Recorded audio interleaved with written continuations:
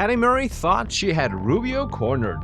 You gotta see it to believe it. You have overseen a systemic campaign to dismantle USAID, and by the way, you do continue to lose in court. During a Senate hearing, Patty went on a 7-minute monologue, refusing to give Rubio room to respond. But once she finished, Marco pushed back hard and completely shut her down. I'd like to respond to your 7-minute speech, which is primarily, I disagree like 99% of it. It's just not true. We've done nothing that's illegal.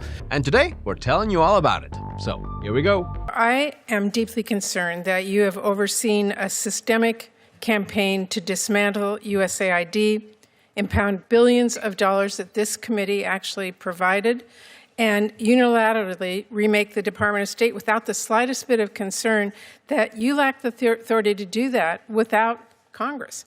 It has created chaos, it's caused preventable deaths across the globe, and it has undermined American leadership.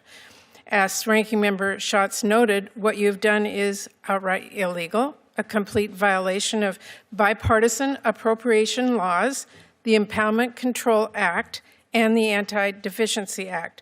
Within hours of taking office, President Trump halted all foreign aid in flagrant defiance of the law.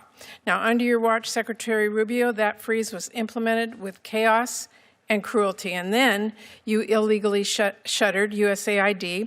And by the way, you do continue to lose in court, including just yesterday over your move to illegally replace the U.S. Institute of Peace Leadership, and in recent cases over international broadcasting. You know what should really be illegal? Burning taxpayer money on programs that do absolutely nothing for the American people. USAID was originally meant to expand American soft power. But after everything DOGE exposed, it is hard to see how anyone can still seriously defend it and what it became. Could shutting it down have been handled a bit more organized? Yeah, definitely. But you can't be a serious person and claim it was doing good. Even if we set aside gender stuff, if we dig deeper, you'll find one absurd program after another. We're talking about funding things like spreading atheism in Nepal, $20 million for Arabic Sesame Street remakes in Iraq, and $4.5 million to combat disinformation in Kazakhstan. But Patty kept pushing with her monologue, and at one point, openly contradicted her past stances. Take a look. So sadly, disregard for our laws and values, to me, has sort of become a pattern of your tenor, revoking visas when someone writes an op-ed you don't like, or reaching a secret deal to use taxpayer dollars to jail U.S. residents in a notorious foreign prison, no due process.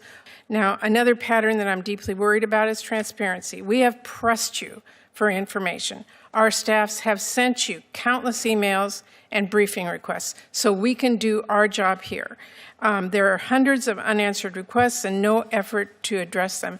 And Mr. Secretary, that's got to change. Even your plan to reorganize the State Department came with no information on the 270 offices you are moving to eliminate, the proposed layoffs, or how USAID would be merged into state. I won't ask you whether impounding billions of dollars is legal. It is not. I won't ask you whether it's efficient to pay people not to work or fire them without determining staffing needs. Abruptly abandoning agreements with allies makes us stronger, or ceding our global leadership to China makes us more prosperous. Of course not. We know that. She spent her entire time asking questions only to answer them herself, which really makes you wonder why hold a hearing at all if that was the plan. But one point here deserves expanding on, and that is her criticism of the State Department supposedly withholding information from lawmakers. Under Obama, things were arguably even worse. Just look at JCPOA. Democrats praised it as a landmark deal, yet it never went through Congress. And back then, Patty was not sounding alarms. In fact, she openly defended it in a blog post and never seemed bothered by such a major foreign policy agreement bypassing Congress altogether.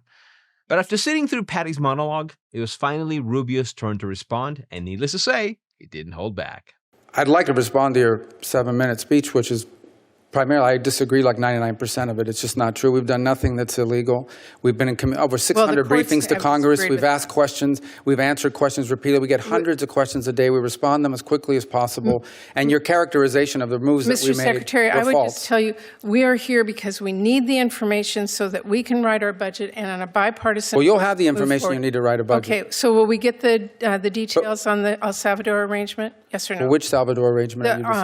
Your agreement that you've made with them about. Well, what agreement? The president of El Salvador agreed to take in 250 gangbangers, and we sent them. Funding details we have not gotten. We need to see what the costs are. Well, we haven't funded that. We've provided them law enforcement assistance. I know you just claimed that we cut all this law enforcement assistance. We provided El Salvador and other countries law enforcement assistance. They have the right to spend that money any way they wish. But they did us a big favor. They took 250 dangerous, trained out. We didn't deport any U.S. residents. No U.S. residents were deported. I'm not going to argue with you on that. Well, there's not an argument, but don't say we deported U.S. residents because we didn't. Exactly. What Patty was trying to do is similar to the quiet rebranding of the term illegal immigrants into undocumented. You see, by using the word resident, she conveniently left out a massive detail. These individuals are in the country illegally.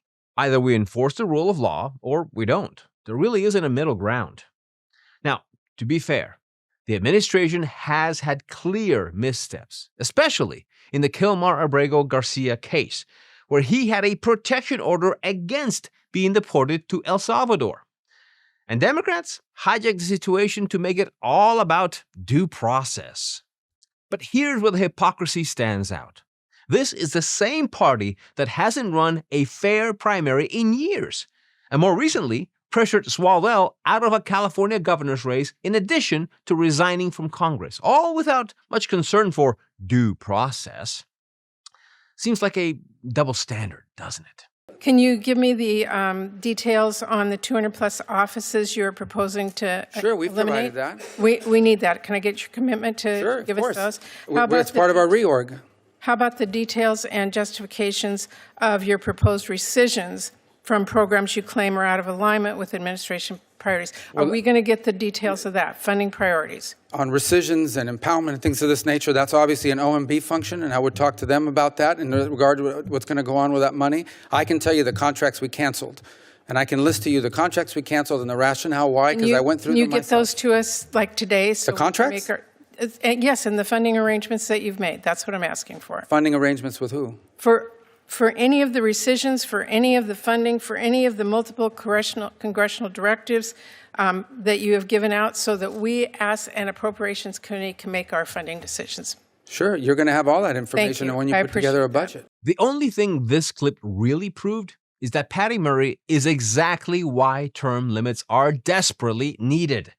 She showed up with a 7-minute speech packed full of half-truths delivered in the most monologue way possible, clearly hoping she could run out the clock before Rubio seriously pushed back.